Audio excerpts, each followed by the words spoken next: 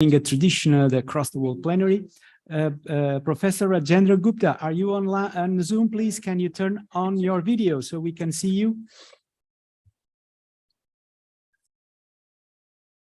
Dr. Rajendra Gupta. Dr. Paul, I am around, but I don't think I have the permission to. Yeah, I can now. Thank you. Yes, I need to identify. Oh, okay. So welcome from India to Porto virtually. It's great to have you here, and I understand it's quite late already in your country. Yeah, if you don't hear my voice, it's not technical problem. I have gone to sleep. Okay, so yes, and we are already live also on the social media channel, so perhaps 2 minutes ahead of the time, but I'm going to pass the floor now to Vanessa Candeias. She's our Health Data Forum Global Ambassadress and Global Health Specialist that is already with us in the morning in the opening keynote plenary, and now is going to close the day with this wonderful panel of guest speakers that are joining us from all over the world. We still are missing Este, by the way. Este Geraghty is also frontline from the United States. So now we are really across the world, even though Este is not in the US right now, but she represents North America in this plenary. Okay, so Vanessa, the floor is all yours. Great. Thank you, and good afternoon, good evening, good morning, everyone, wherever you are joining us in the world. Thank you, Paul, and thank you to all the speakers and to the participants here in the room. We started early and we'll continue. We're hopefully going to close the day with quite an interesting panel. And we are, the aim for the panel is really to hear from different perspectives, different geographies, and different stakeholders, and how you go about data care, healthcare data quality issues and challenges that you are facing. So let me start by introducing our panel members. We have Rhidian Hurle. I'm sorry if I'm... Sorry. Oh, good. He's the Chief Clinical Information Office from Wales. We have to my welcome to Porto. I'm sorry about yesterday's rain. Hopefully we'll do better before you leave. Here to my left, I have Joseline Carías Galeano. She's the General Manager of RECAINSA, the Central America Health Informatics Network. Welcome to Porto. Thank you, Vanessa. Online, we have Rajendra Gupta. It's very nice to see you, Raj. He's the chairman and co-chair of the Digital Health Summit Expo and Awards. Good. And I hope you had some coffee. We have Paula Blancarte Jabber. Oh, I'm sorry. I should have practiced before. She's the project manager from ICHOM, the International Consortium for Health Outcomes Measurement. Welcome, Paula. And we also have Este, the Chief Medical Officer and Health Solutions Director at ESRI. And she is normally from California, but she's joining us from Albania. So we are doing a true world tour in all of our communications today. And so because I want us to have the maximum amount of time to hear from our speakers, I won't do a very long introduction here. I just want to prompt you to pay attention to how the themes are being picked up differently in the different ways of operating. And so, Rhidian, perhaps I will start with you. So the Digital Health and Care Wales is a part of the NHS Wales family and a trusted partner of the NHS Wales family, is taking forward the next generation of services needed to transform health and care delivery. Technology and quality data really are the backbone of this transformation. So perhaps we can start by going through what are some of the key elements of this transformation, and how do you see the use of technology delivering better outcomes for the patients in Wales? Sure. Yes. Well, thank you very much, and it's a pleasure to be here. Not often do I get to a walk around in a country that's as wet as my own. So there are some key elements here that need to be identified, and you brought up the word trust. I think trust is the first thing that one has to establish in both the doctor-patient relationship and how you use the data regarding a patient for the benefit of the individual, for the community within which they live. You also have to encourage collaboration and not competition. That can often be difficult because people are defensive about what they do, where they do it, and how they do it. And digital transformation requires a collaborative approach. You need a governance structure that supports those difficult conversations. And within that governance structure, you need the ability to set certain parameters. We've heard about information governance earlier on. Secure, safer sharing. Information governance is for sharing information. It is not for blocking information and blocking sharing. So you have to get over that barrier. Well, you need standards related to both the information content, and we've heard today about semantic interoperability. Who determines the standards through which you code? One might look at SNOMED or read coding or IPS coding. Who determines the standard? How do you get people to comply to that? And then there's the messaging standard, the communication between different systems, often legacy systems, sometimes new systems, so that they can communicate in a way that you can bring those things together. And why are you doing that? Well, actually, the approach in Wales is to deliver patient-centric care that is not confined to organisation boundaries. And in the process of navigating complex journeys across these different healthcare systems, the data needs to be collated for a number of reasons. As a surgeon who operated through COVID, I found myself in a situation that the normal things that I would have had to do my job, invariably the volumes of paper that sometimes come, were no longer available. I worked in a different way because I was facilitated by connectivity, digital systems that were always available. I ran clinics from my kitchen in my home, something I never thought I would do. I had to go to theatre to do the surgery, but a lot of it I could do remotely. Currently in Wales, I can see 3.1 million GP records. I can see every single patient's record. That's been delivered because of collaboration with our primary care partners. I can see every single X-ray on every single patient performed anywhere in Wales. That's been done because we worked with our radiology colleagues and we worked on a once for Wales approach. That is a single system across the whole of the imaging infrastructure. And I can see any blood test done anywhere in Wales, including genetic tests. Again, this was done with trust, with collaboration, through an information platform that allows us to standardize how that data is structured and how it is shared. I would point you and direct you to digitalhealthcarewales.nhs.uk for further information. There are certain keywords that I'd like to use. We've seen Rachel did a presentation on value in healthcare. How can we extract value that delivers what patients need in terms of not what I think they need, but what they think they need? Move the conversation to what matters to them. So prudent healthcare principles, using the limited amount of capital and revenue we have in a trusted way, in a collaborative way, through a governance structure which is robust and is standards-based, will give us a data platform that allows us to learn what is good and what is not so good, for us to stop doing what is not so good, and to improve the outcomes for everyone. Thank you. Really speaking to my heart with the trust, the collaboration, the patient-centric care. So I'm really, I'm almost wishing we would have a full hour just to hear more about that, but we don't. So can you tell us a little bit more of what are some of the challenges that you see in gathering and using, 3.1 million records, that's a huge volume of information. And so what are some of the challenges that you are seeing and using as an enabler of high quality healthcare? I often talk about challenges in terms of people. That's the people you're treating, the people you're working with, politicians, and policy. These three things are key. The vision is to enable patients to self-manage their diseases as much as possible.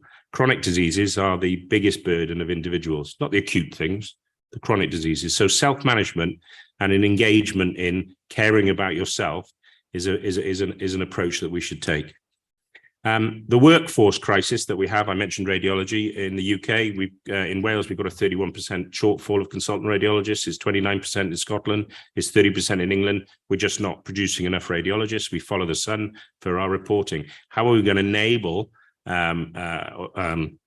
augmentation using AI to help radiologists concentrate on things that they can do, perhaps focusing more on intervention rather than reporting? Digital cellular pathology is another example of where, when you've got a workforce shortage, you've got to move the images to where the people are to report them, and it allows you to redesign the workflow. It's quite difficult to get established consultants like myself, 25 years in the business, to change. Often you have to wait for them to retire or die, and they aren't necessarily the most speedy processes. So that's important. I mentioned connectivity earlier. Hardware is a given. I'm forever saying that we don't argue with our hospital providers about whether we have hot water and soap. But when we talk about military grade Wi-Fi, connectivity and hardware, there seems to be an argument. It should be a given to allow clinicians to do what they want to do, which is deliver care. And finally, we talk about the UI, the UX, so the individual end-to-end experience. Often, when you do something digitally, the pain that you have to go through, because it perhaps takes longer than the process that you previously used, delivers benefits further down the line for the patient. And it's an articulation of those benefits for what you're there to do, deliver patient care, that needs to be done.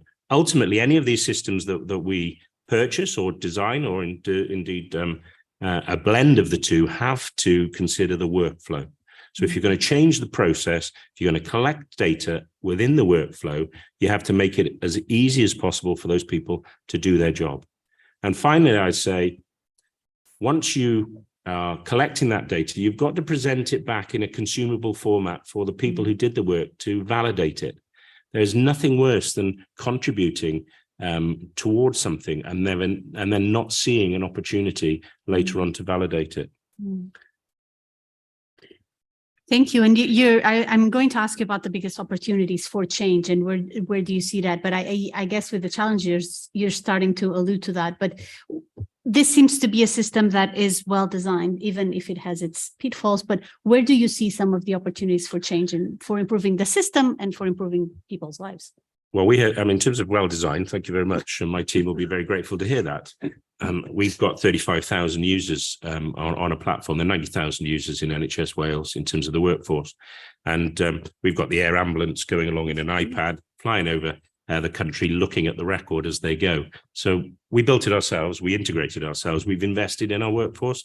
And so one of the opportunities is developing the skill mix of your workforce and engaging those who don't deliver care in the passion and importance of delivering software that helps the process.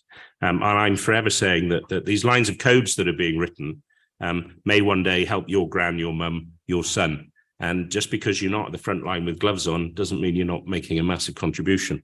So to the folks at home in Wales, in Digital Healthcare Wales, thank you very much. I use your software at least once a week when I'm in surgery, and it makes a real difference. And so skill mix is important. Understanding what works, using that data in a way that you learn from it, and we've talked about that. Rationalization of services, so specialist skills in certain areas. So we have cancer plans across the UK. They're based on a population of 1 million. We've got 3 million people, sort of 2 million in the south, 1 million in the north. Where do you put a centre of excellence? How do you move people across? So that connectivity also applies to transport. Giving the opportunity of giving patients what they need to navigate complex systems is a real challenge. In the UK, NHS England have launched the NHS app, Gateway into your record. We're not proud in Wales. We've taken the code, we've dragonized it, put a little bit of Welsh on it, and we will make sure that it's the front door for our citizens. So one of the wonderful things about coming to an environment like this is that you learn what other people are doing. I'm quite keen to go to Uruguay. If the gentleman who spoke about that experience is around, I'm happy to fly out there. Is that we're here as a team to listen and learn, because that's the way that you get collaboration and improve your services. And finally, I think it's worth going back to what I said at the beginning, patient-centric view of the world. So think about what the individual needs, not what the organization or the department needs. Yeah. Thank you. And I think that's critical. And as we bring on more and more technology solutions and digital solutions, it's important not to be implementing them for the sake of implementing digital solutions. It's important that they're responding to patients' needs. And if they're not, then maybe reassess and don't. So we travel now from Wales to, let me just change this here. We travel now from Wales to Central America with RECAINSA. So RECAINSA is a digital network of Latin American professionals and volunteers that was created back almost 10 years ago now. Yes. With the aim of supporting national digital health strategies and creating a platform for sharing knowledge and best practice in both public and private sectors. Already here, the fact that you cover both public and private has my ears with very perked up with interest about this. Joseline, maybe can you start by sharing some of the breakthrough examples from Latin and Central America of how health quality data has been used to improve population health? Well, thank you, Vanessa. And first of all, thanks, Paul, and thanks to all the organizing team for inviting, I think for the first time, a Latin American organization to the forum and for having me here. I'm enjoying Porto, including the rainy storm that we had yesterday. So to begin, I can say that in general, in Latin America, in the Caribbean region, we are in a very early stage of digitization of the information systems and obviously data collection. So one of the, I'm going to start with the challenges that we have. One of the biggest challenges that we have is precisely the use of data to generate all of that we have been talking about during the first day of the forum, that are public policies, legal frameworks, strategic plans, national agendas, interoperability, standardizations, etc. So to have specifically data-driven interventions. So I can say that in general, we are moving from a reactive models to more proactive models of data-based. Nevertheless, there are important examples. And as Rhidian mentioned, the example of Uruguay that my colleague Daniel bring it very, very impressively in his participation as well. We have very strategic examples that are more in the political decision level. That is the case of Uruguay. We can mention Chile and Brazil in the south part of our region. And in Central America, we can mention the case of Costa Rica.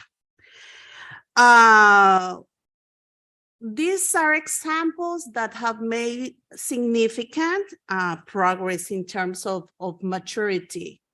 But it seems, for example, to me, in terms of data exploitation, that there are still in a preliminary stage, if not to say it in a more development phase, stage. Yes. And where do you expect the most progress to happen in the coming years when it comes to digital health in Latin America? What trends are you seeing that you find, well, yes, this is most promising? And what are some of the key enablers for that progress to actually happen? Well, this is a very interesting question. because I think that there has been a huge breakout Mm. moment before and after the pandemic of COVID-19. Yeah. So in general, as I mentioned, in all Latin American countries, we are seeing more investment in digital health and the digital transformation of the health sector in general, specifically in public health. Mhm.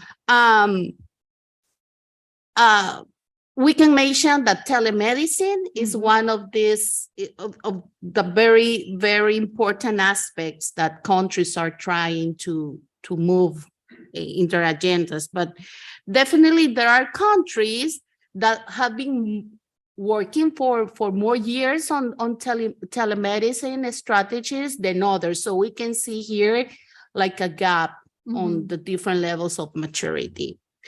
But to mention again the case of Uruguay and Costa Rica, there are like the best examples that we can bring to this conversation.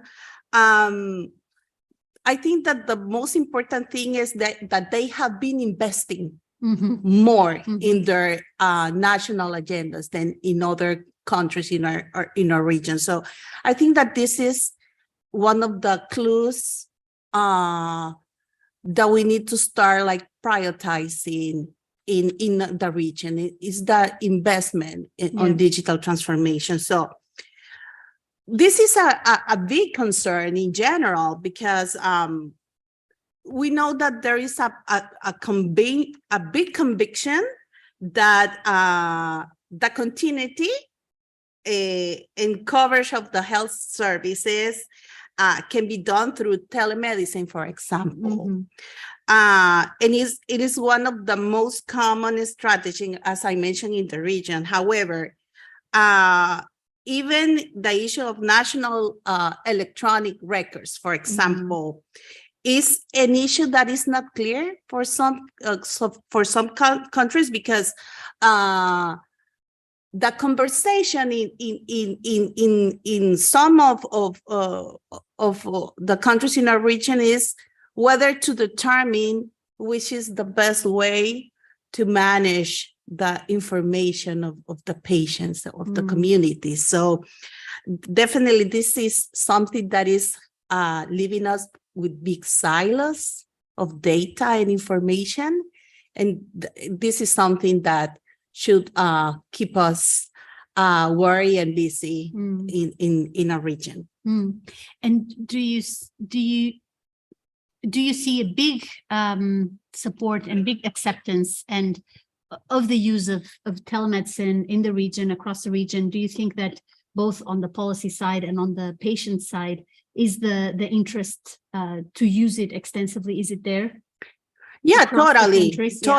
And definitely we believe that telemedicine can be a driver to make less wider the gap in the attention, because it can definitely be the way to take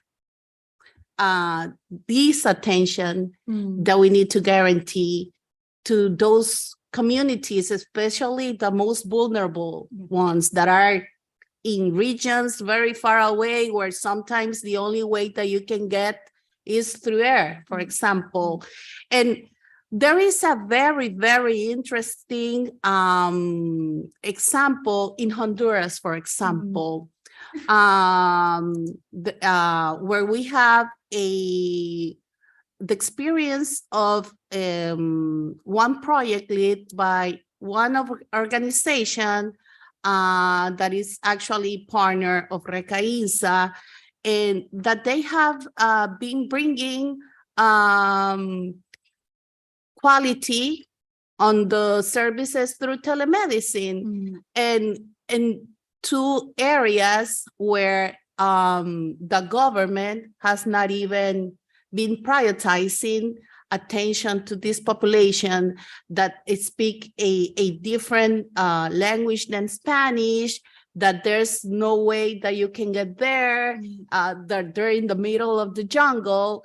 And it is one of the most interesting experiences of telemedicine in the Central American region, for example. So definitely telemedicine can be this opportunity that the region can have in order to bring universal health coverage to the population. Yeah, precisely. Thank you. That's very interesting. And so from Central and Latin America, we're going to travel all the way to India. Rajendra, hi, can you hear me? Yes, I can. Good. So having quality healthcare data is complex, and countries are at various different levels in their ability to generate and use data, and especially quality data.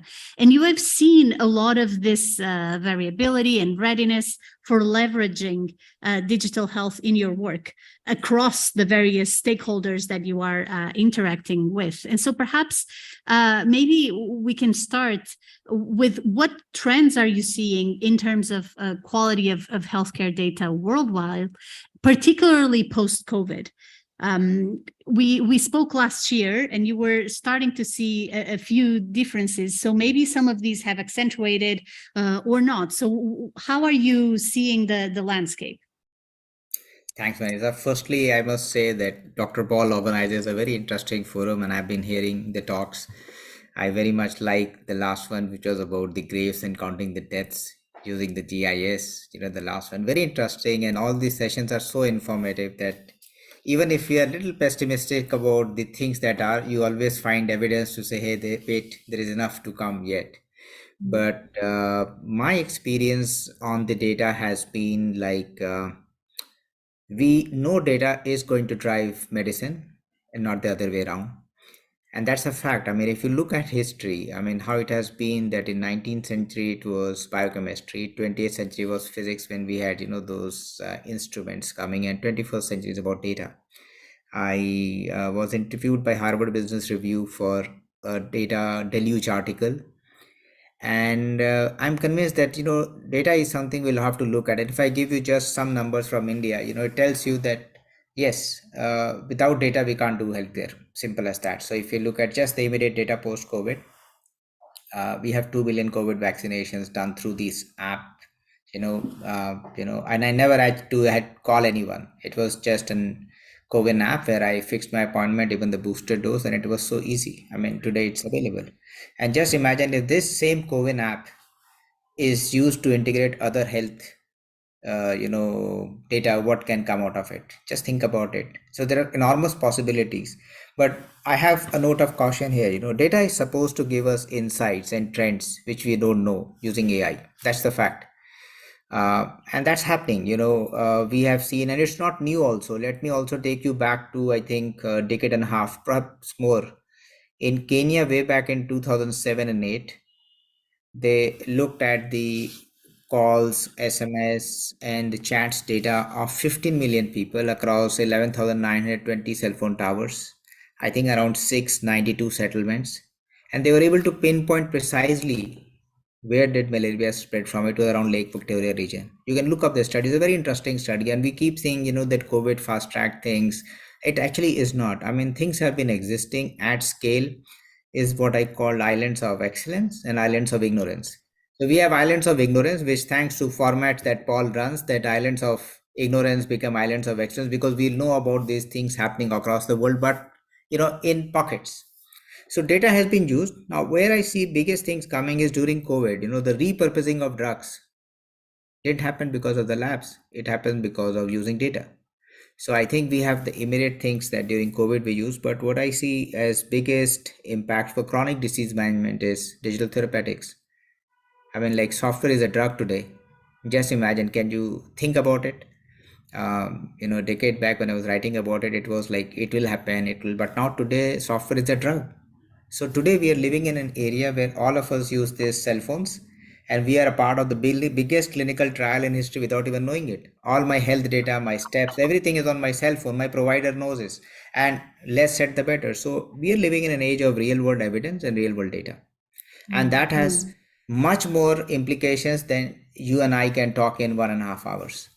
But I have another thing to say is that IBM Watson, which was once called the Holy Grail, which would address most of our problem, it doesn't exist now. So it also tells us that it's not as easy as we think. And here I would like to bring what I have written in my book, the 3 I's of data. The first I is integrity of data. If the data integrity is a question mark, even if you integrate, which is the second I, what do you do with it? So if you have that integrity missing, integration missing, what kind of intelligence do we apply the third I? So I think this brings me back to saying phenomenal opportunities for data, but we are living in an age of medical malpractices. So if for a single episode of pain or fever, if a clinician is prescribing 3 medications, even if I apply AI to that data, what am I getting? So my biggest challenge that comes is that unless we have a clean baseline, which is based on case management protocols, and it is for next few years, I don't think that data or AI is going to do much to clinical practice except radiology and image processing, which is, I think, already proven and extensively used. So I would have a word of caution on data in clinical practice, but I would actually like to say that for any country today, data is very important to first know where we are moving towards outcome-based care and value-based care. It can be used to allocate resources. Just think of a country like India, 1.4 billion population, shortfall of human resources, as in every country it is, and phenomenal tech talent. So I think for us, data is a great opportunity. I can look at allocation of resources, allocation of finances, and delivering healthcare using data. But it comes with its own challenges, of, again, I said, integrity, integration, and intelligence. So I see it as like a twin-edged sword for us. We are sitting on heaps of data. We have to make sure that data is actually worth building upon and then using it. Otherwise, it can throw up bigger challenges than we can think. So that's where I am. Still very optimistic. I believe that smaller or big countries will have enormous potential where data is used for treating diseases, which is software as a drug, software as a medical device. And I now can say that software will be a doctor also over time. Thank you. Thank you. And you're mentioning some of the things that you'd like to see or not see happening in India, and you're talking about patient outcomes and value-based care. If you're thinking in terms of India and the scale of 1.4 billion people, how do you think that some of the digital infrastructure that is already in place could help India come to that, or could help India progress in terms of increasing access to care, even in more remote areas, even in more at-risk populations? How do you see some of that happening and progressing? Do you think it's still a mere aspiration, or are we starting to see some of that trickle down across the various geographies in India? So when I wrote the National Health Policy in 2016, I was optimistic that policy was in place. And when I talk today in 2022, we have rolled out 254 million health accounts, digital health accounts, the health records. We have done 6.7 million teleconsultation, and the eSanjeevani platform perhaps is the one which can deliver between 0.5 and 1 million consultations a day. So I think as country fast progressing on digital health, which aligns to our Prime Minister's flagship program, India perhaps could be today a world leader in terms of digital deployments, not just policy. I mean, 254 million health accounts, health records is not small, and we are adding 40 to 50,000 a day. I think at this pace, in 3 years' time, we would probably have the highest number of electronic health records. And luckily, we don't have the issues that developed nations have in terms of, the GDPR or the privacy. And I think given the commitment of leadership, we may actually end up enforcing people to use electronic health records of the government. And if that happens, we would be better placed to use data-driven healthcare delivery. So I'm pretty optimistic, and I think this is a country to watch out for the next 3 years and look at. And also at the same time, I think forums like this are very important. I hosted one 2 weeks back in Delhi with global leaders. Is that as much we have to share, I think more we have to learn, because Last thing you do is you work in isolation, you end up failing and not learn from others who have deployed it. Even countries that have deployed even 100,000 have learnings for us. So I think I see this as a huge opportunity to exchange the implementation learnings from other countries, other systems. But we are on a fast track path of adopting digital health right till the last mile. You absolutely are. 254 million health records. That is of a humongous scale. So we'll be watching to see how that progresses. Thank you, Rajendra. And perhaps now we go to Paula at ICHOM. You're developing a new paradigm focused on health outcomes and the results that matter the most to the patients. And we've been hearing about this, and we heard about that from patient-centered care. So this is with the aim of having patients ask their doctors about meaningful outcomes and doctors being able to respond with data-driven answers, right? So you can only get there through standardization, measurement, feedback loops, and in-depth understanding of what the data is showing.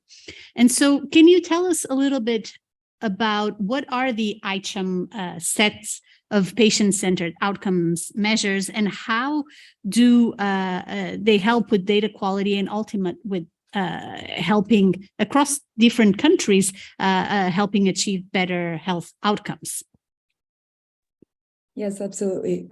First of all, hi, thank you for having me. I'd like to thank Dr. Paul and Vanessa for organizing this and for having me representing ICHOM. I'm very happy to be here.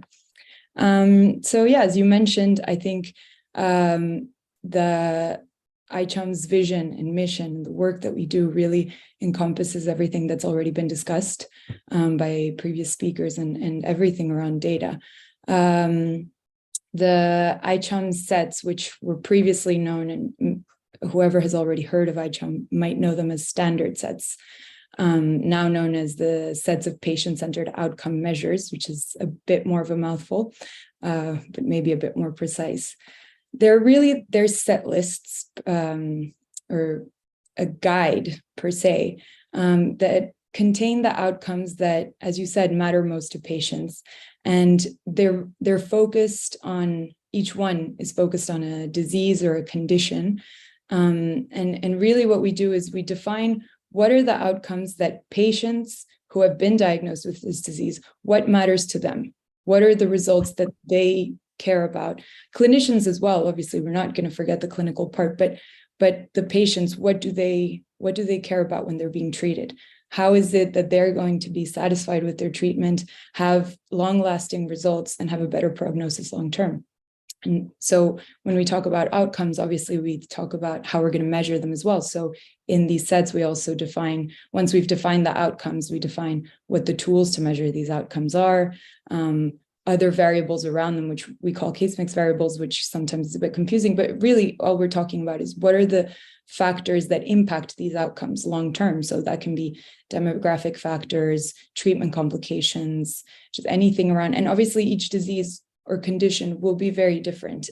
So each set is a project that takes around 1 to 1.5 years to develop. And in the end, the purpose of this is for providers, so clinicians, clinics, hospitals, care homes to take these sets and use them as guides to measure outcomes, for long-term follow-up of patients, not just one time, and most often we'll be looking at diseases that are chronic. We're not going to look at acute events. That would get into more specifics there, but to follow patients long-term and to define, how they're doing, how their outcomes are evolving, and then based on that, define how to improve their care. So the way that they're created is that, and this is why we're called the International Consortium of Health Outcome Measurements, is that we, when we define what disease we're going to work on, we recruit what we call a working group. And so this is the consortium that's made up of maybe 20 to 30 on average clinicians, clinical researchers, not necessarily clinicians, and most importantly, patient representatives who will work with us throughout the entire year or 2 years that it takes to develop this project, and together we'll develop this set and we'll define what it is that we want to include, what it is that matters most. And the idea is that the patient representatives really carry a lot of weight in this, and we take into account their perspective and their experience.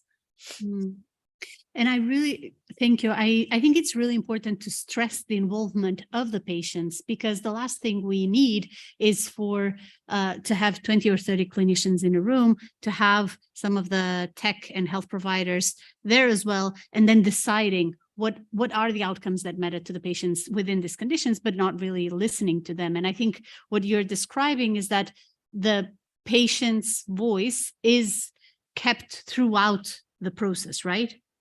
Yeah, absolutely. So really, patient representation and patient perspective is at the core of ICHOM. I think that's what really stands out in the projects that we carry out and in the sets that we distribute. So in this working group that I was mentioning, we aim to have at least 25% of it be patient representatives. So patient representatives can really be will often or almost every time have at least one of the patient representatives come from a patient advocacy organization, or someone who's been a long-term advocate for this disease, who has a lot of experience in projects like this. But also sometimes we'll have patient representatives who maybe someone at ICHOM will say, oh, well, my neighbor was diagnosed with epilepsy when they were 5, and then they'll ask them if they want to participate. And it's just it can be through word of mouth or through, knowing that there's big organizations of patient representatives, patient advocacy groups, and we'll reach out to them, or them knowing and reaching out to us and saying, are you developing a set on this? Because we'd like to even be involved in the development of it from base. So that is really important to us. Throughout the development of the set, we'll have the working group calls, which involve everybody, but then we'll also have patient focus groups where really they get to just talk among themselves. And obviously with us, it's a focus group where it's really a platform for them to give us their experience, their perspective, and to really have a voice. Because you're right, we don't want to be just, 30 clinicians saying what it is that patients want.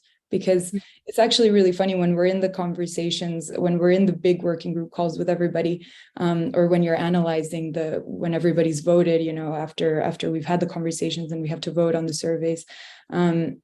It's oftentimes when you don't reach a conclusion, when you have inconclusive results, it's because patients have said one thing and then the clinicians have said completely the other thing. They've said, this should be included, this matters to us. And the clinicians say, no, why would we include that? We don't need to measure that. That's not relevant to the disease.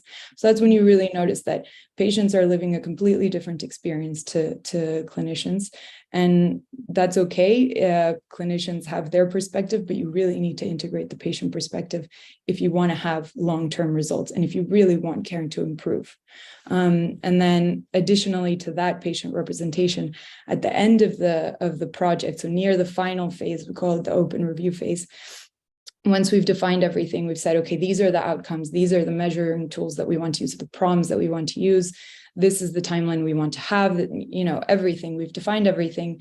And we put it all into one big survey and we distribute that. It's called the patient validation survey. And so then clinicians distribute that in their institutions. We, in many ways, we distribute it globally. And patients anonymously will respond to the survey and they'll look at all the content and they'll say, yep, this makes sense. This is relevant to me as a patient. Or they'll say, you know what, this doesn't make sense. Or you've missed this, you've forgotten this. And we take that feedback, and that obviously is taken into account for the final set. So we really want this final phase to be, the patients have their opinion, but not just the maybe 5 patients that we had through the development. This is hundreds of patients worldwide giving us their feedback, and that comes into the final work. Yep, thank you. And I think that is really driving a bit of a paradigm shift in terms of how the standards are developed, what's weighed as having highest value or being important and having to be prioritized. So I do encourage everyone to have a look at the sets that are already available and really look at them with the perspective of how much it has been put going into the development of these, not just in terms of standardization and harmonization across a very wide range of descriptions, indicators and all, but also considering that the patient view has been integrated there. I am mindful of the time, and so I'm gonna go over to Este via California, all the way over to Albania. So Este Spatial Data and Geographic Information Systems, so the GIS technology, can underscore coverage gaps in populations. It presents opportunities to improve workflows and the ability to plan and mitigate against unforeseen events. And we've seen beautiful utilization of this information for the benefit of communities, for the benefit of populations, and across various different moments in time. Can you share some examples of how this applied geographic information systems have led to improved health outcomes and increased accessibility to healthcare or for healthier communities from your experience there? Sure, absolutely. I'd also like to say thank you for including me in this very interesting panel discussion. I'd like to share the work of one of our customers, Providence St. Joseph Health. And they're a very large not-for-profit healthcare system that operates in 7 US states. And this combined system includes 51 hospitals, 829 clinics, and nearly 120,000 care providers. So it can be a real challenge to align at this scale on community health needs. But still, this health system was really determined to identify and improve on the top community health needs that they found in every one of their regions. And they especially wanted to improve population health outcomes for the poor and the vulnerable. So to do this, they modernized their community health needs assessment process. They needed spatial data to see clearly what is harming their communities, where their vulnerable populations live, what kinds of interventions are going to make the greatest difference, and where they should apply their resources so that they could target the people and the areas with the highest needs. And so a key factor in improving their data quality was using local neighborhood data to unmask disparities in the communities that they serve. And so they standardized all of their data definitions. They created a common set of indicators across all 51 of their hospitals that everybody was going to have to use. And in the end, their work improved government reporting because they did need to report on community health assessments. They made their data available to the public, building some more local awareness about the issues that were impacting them in their communities. And they're using their data to collaborate internally on how they spend their community benefit dollars and how they think about their overall health system strategy.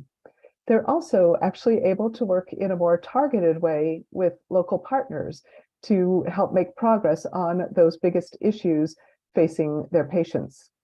And this one really surprises me. In some areas, they've used the standardized data and their methods to convene consortiums among all of the local hospitals so that they can work together to address the factors that are impacting the health of their shared communities. So in this case, standardizing and sharing their map-based data has made all the difference as they work to improve individual and community health outcomes. That's amazing, and really unlocking also some collaboration there just by virtue of everyone having the visibility into the data. So that's a lot of what we want to see. You were starting to allude to that, but how do you think that high quality data can really enable or help reduce some or enable health equality or help reduce some health inequality? Yes. So first of all, when I think of high quality data, I think of data that's available at the most local geographic scales. that's probably my personal bias. I also think of disaggregation of other variables like more clearly defined racial and ethnic groups or gender identity and sexual orientation categories. I think about the temporal aspects of the data. How current is the information and how often is the data updated? And finally, I think about how were the populations of interest engaged in the data collection and validation activities. So I'm right with Paula in patient experiences needing to be at the core. And I think that overall it's pretty natural for health professionals to respond to questions of health equity by thinking about the social determinants of health. Those are those contextual factors that can either make us healthier or sicker. And as I'm sure many in this audience know, those factors include education, healthcare, the built and natural environment, economic stability, and social and community conditions. But it's not actually just one of these factors, it's all of them all at once. So this is really messy, right? And this is precisely the kind of complexity that a geographic approach using GIS technology is pretty good at unraveling. So when you have the high quality, timely, granular, disaggregated data, you can begin to really understand the cumulative impacts of context on health outcomes and determine where those equity gaps exist, what's contributing to that problem, and then develop the solutions to mitigate or eliminate the inequities. In the end, however, all the science and technology can't be applied in a vacuum. And I just want to repeat this discussion about the highest quality data of all really comes from engagement with people. We need their insights and their stories to complement and drive the process.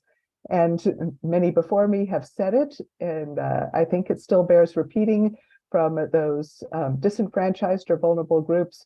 They often say, not about us, without us. Yes, that is absolutely true.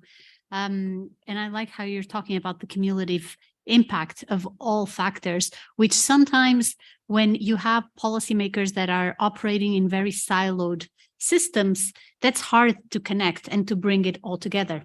So I think that's important that this type of data is helping shed a little bit of light into this as in a holistic way. And so, and where do you see the biggest opportunities for using geospatial data to change the healthcare system? I always find this kind of question to be really challenging because in my career, I've seen thousands of successful geospatial applications. But that said, at a high level, I would say mapping helps identify problems, like we've spoken about, underserved communities and health inequities. And with location-focused analysis and forecasting, you can do things like calculate access to care and anticipate community needs. And that helps organizations prioritize how they're going to use their resources, or maybe how they cite new locations to grow their systems. And geospatial data can be used to build awareness about community assets and then connect people to those existing or expanding resources. Then you can monitor change after a policy or a program intervention to see if the efforts are working using map-based dashboards and metrics.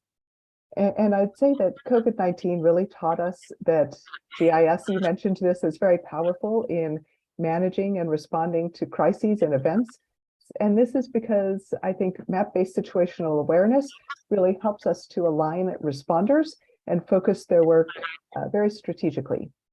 And it's also true, I think, when you visualize data with GIS on a map, you can gain insights that are often impossible to detect in spreadsheets or other data platforms.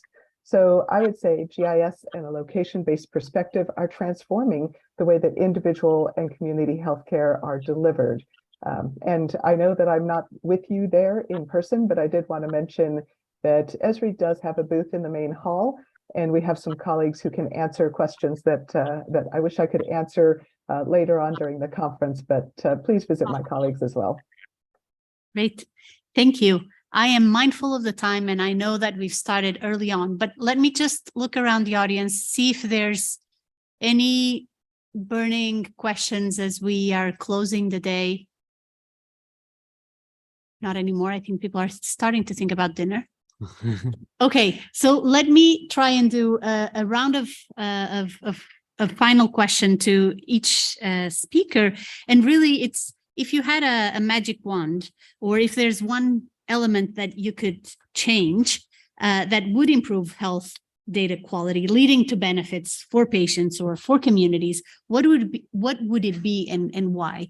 Maybe 1 minute from each speaker to answer this very small question. Well, if you live in the UK, you'd want to take politics out of it. Yes, otherwise.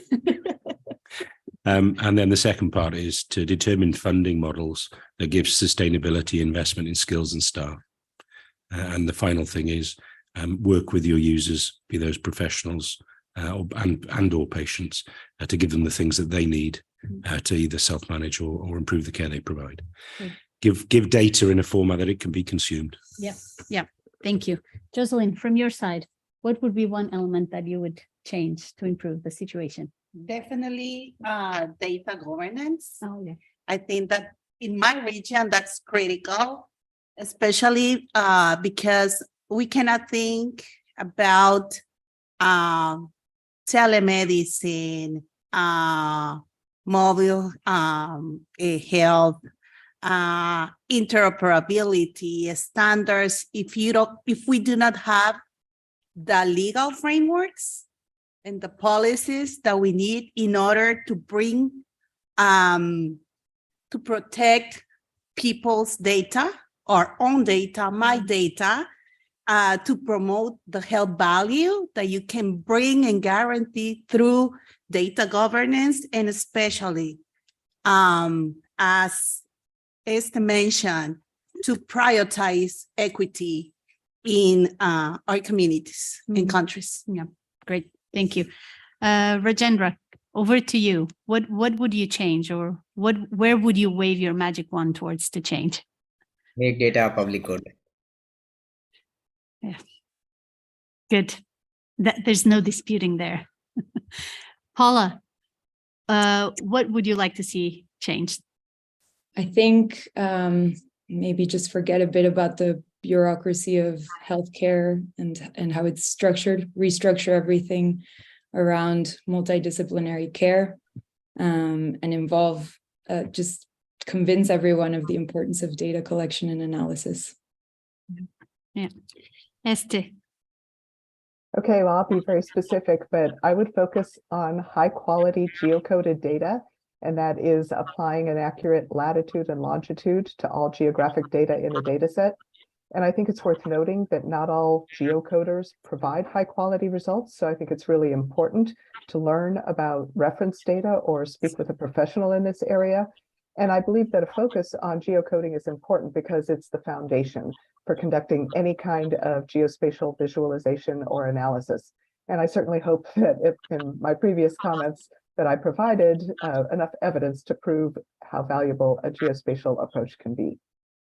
I am totally convinced, and I hope that the audience here is too. I think we've heard some very important messages today that hopefully will be carried over for tomorrow as we do the second day of the Health Data Forum.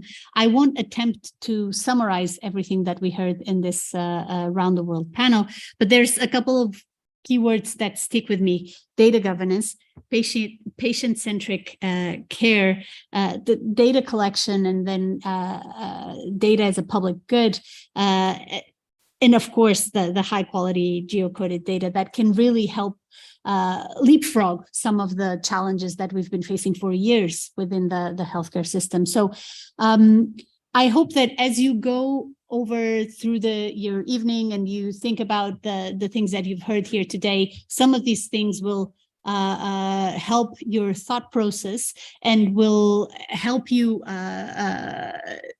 have some additional reflections through the second day of the meeting, and that you're able to really feel like you've advanced in your understanding of how the need for quality healthcare data can really be driving the transformation of the healthcare systems as we have them today.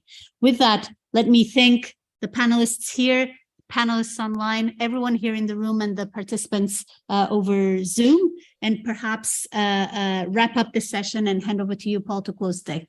Thank you. Thank you so much. I just ask a round of applause and, if possible, a standing ovation, because this was simply amazing, amazing, amazing. And thank you so much for ending 5 minutes before the time. So this is also awesome. I hope you enjoyed this conversation. So I kindly ask our team to close the live stream now, as we are going to finalize here.